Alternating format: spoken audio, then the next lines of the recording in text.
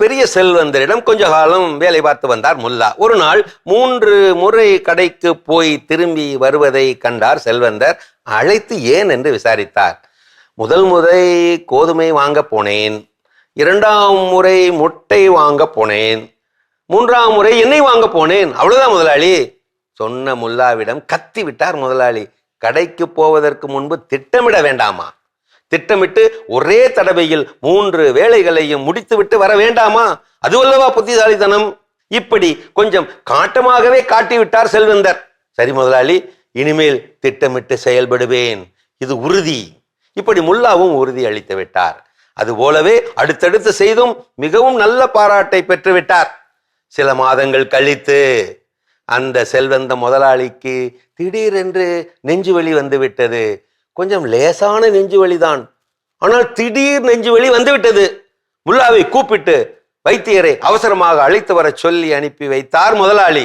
இதோ என்று விரைந்து போன முல்லா வீடு திரும்பிய போது 3 பேர்களுடன் வந்து நின்றார். அவசரமாக.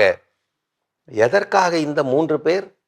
இப்படி கேட்டபோது பதவிசாக விளக்கினாராம் முல்லா. முதலாளி, இதோ இவர் வைத்தியர், உங்களுக்கு வைத்தியம் பார்க்க.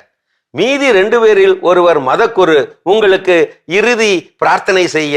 இன்னொருவர் சமாதி குழி தோண்டுபவர், ஒருவேளை நீங்கள் இறந்து விட்டால். இழுத்தபடி முடித்தார் முல்லா. போகும்போதே எல்லாவற்றையும் திட்டமிட்டு முடித்து விட்டேன் முதலாளி.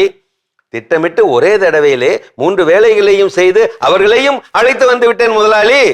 முட்டாள்தனங்கள் பலவிதம், ஒவ்வொன்றும் ஒரு விதம். முட்டாள்களை திருத்த முயற்சிப்பதை விட பெரிய முட்டாள்தனம் வேறு எதுவும் கிடையாது. 1000 வகை அறிவுகள் இருந்தாலும் சுய அறிவுதான் உன் வாழ்க்கைக்கு விளக்கு.